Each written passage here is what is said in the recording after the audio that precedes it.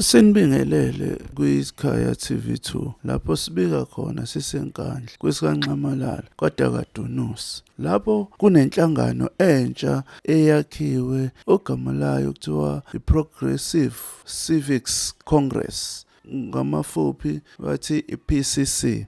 Lapho-ke kuthe emva komhlangano okade bewubambile sasiba nenhlanhla ukuthi sikhulumisane no-acting president wakhona. Saphinde futhi sakhulumisana no-SG wakhona. Bayichaza ukuthi le nhlangano bathe abahlali. Ake sizwe ukuthi-ke beyikhulumela bona ukuthi bachaza bathini. Wena okwakho nje beka indlebe uphe ihlo kulama video alandelayo. Ngibingelele babukeli usaziso loqhamuka kweKhaya TV2. Bafowethu sisenkandla ezweni lababozuma. Indawo sikaNxamalala kaDakadunusi.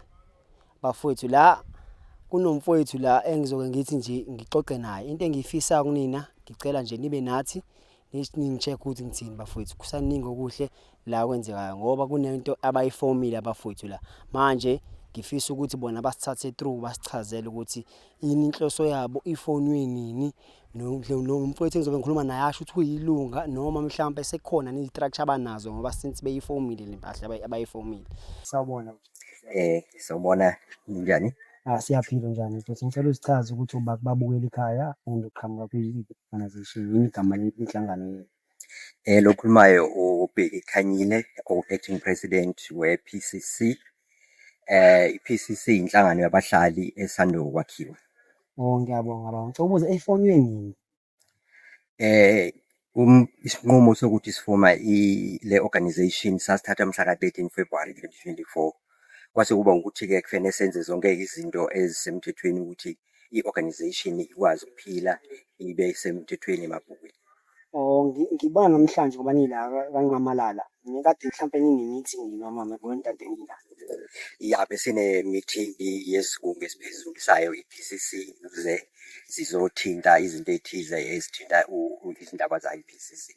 Ngiyabonga baba. Ngicela ukubuza la ngizwa noma ngiye ngabona embhalweni ukuthi i-affiliate nomkhonto wesizwe was endorsed by President Jacob Zuma. Kunjalo kuyiqiniso impela i-PCC izosebenzisana kakhulukazi nawo u-MK. Kunezizathu ezenza ukuthi sisebenzisane ne-political party njengoba wazi sikhazile ukuthi asiyona i-party yepolitiki, kodwa-ke ngezizathu zokuthi kukhona izinto eziningi ezifanayo kwi-PCC esikhona futhi nakwi-MK. Ingakho-ke sekukhona lokusebenzisana. Ngiyabonga baba ngendlela uthatha ngayo ngiyakuzwa. Engazi ukuthi nje mhlawumbe seninesikhathi lento nayiplan. Engifuna ukuthola la baba ukuthi seninaso structure senikhethile as whole noma nationally or province. Sikhona nationally njengamanje njengoba sizohlangana nje esihlangene namhlanje bekuwukuthi sizobonisana ukubeka ama-structures ma-provinces. Okay, ngiyabonga baba. Cha sowuvala nje thina babukela abahleli emakhaya kanye bathembisana noma ngithini.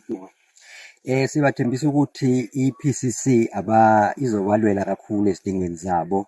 Sicela ukuthi babe ingxenye yayo and ukuba ingxenye ye-PCC-ke kusho ukuthi-ke bazobe sebeyingxenye ye-MK. Siyathembisa ukuthi angeke siphikisane nezimfuno zabo ngaso sonke isikhathi siyohlala silalela bona bese siba ne-program eqhubeka iyaphambili. Ngiyabonga baba ngesikhathi sakho. Siyabonga. Bafowethu sikade akudinise la bafowethu ezweni laba kumhlolozi bafowethu ngoba sengizwile nje bafowethu. Siyabonga kakhulu bafowethu. Ngicela ngakhohlwa ukusubscribe lapha iKhaya TV2 bafowethu nibalalele bafowethu nixhumane nabo. Ngiyacabanga ukuthi ngibanibona la ngemuva Andrem bafowethu ngicela nibe nabo sibonga kakhulu. Bafowethu sala kaDakadunusi kaNxamalala lenkandla bafowethu. Ngithathi ngiyawokha la ngithela komfowethu ohlele emotweni ngiyambona ngathi ngiyade ekhona lesikungade sikhona sawubona bafowethu.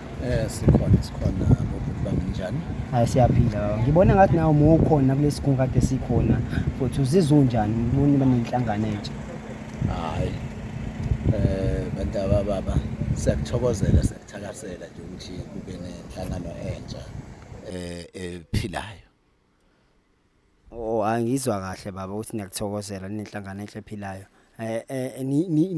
Ngoba nifoma kanje menivele nazana phambilini noma nitholane manje. Mhlawumbe ake ngiyichaza kancane lenhlangano esikhuluma ngayo. Lenhlangano iPCC. iPCC emele uProgressive Civics Congress. We are a revolutionary organization. Civic Congress okanye civic organization. We are not just an enthusiastic organization. Enthusiastic organization la esizokhuluma indaba zebandla zokukholwa. No, we're in politics, we're in a revolution, but thina ke as a civic movement sidila nezinto zabahlali kodwa sine interest kwipolitics because asikwazi ukubekwa nje endaweni yakudala engathi sizokhuluma ngemigaqo kuphela. No, eziningi izinto affect abahlali, ama issues affect abahlali, amanye awa political. That is why sithi thina si revolutionary and radical. Ileyo nje bantu abababa ziningi izinto ezisithintayo sabahlali ekuhlaleni. Sizokhuluma lana uma sabahlali sifuna ukuthi abahlali umnotho bakwazi ukuthi nabo baparticipate, ikakhulukazi abantu abamnyama. Sifuna ukuthi umhlaba nathi sikwazi ukuthola ubuyele kuthina. Okungenani ke okubaleka kakhulu sifisa ukuthi amakhosi abe ingxenye yomhlaba, umhlaba ubuyele emakhosini ngoba kahle kahle phela umhlaba wokhokho umhlaba wamakhosi. Ingakho ke thina silenhlangano sihambisa amakhosi phambili. Ngoba once umhlaba ubuyele emakhosini, amakhosi azokwazi ukuthi create amathuba emisebenzi. Abantu bakwazi ukuthi babe namaplaza, abantu bakwazi ukungena emayini. Ngoba ake ngibuze nje abantu ababanizo sibuza kodwa ake ngibuze nini. Ubani wathi igolide nedayimani namalahle konke lo umnotho wabelungu? Akekho usho njalo. Nathi ke sabahlali ekuhlaleni sinelungelo ukuthi siparticipate kwi-economy yase South Africa. Yileyo bantu ababa. Ngiyabonga baba, ngiyakubona ngathi umkantshi obomvu ngendlela okhuluma ngayo. Sibonga isikhathi sakho. Siyabonga kakhulu. Ngiyabonga abafowethu. Usaziswe lo bafowethu oqhamuka eKhala TV2. Ngiyacela abafowethu ngakhohlwa ukusubscribe lapha nicofa ibutton subscribe. Siyabonga kakhulu.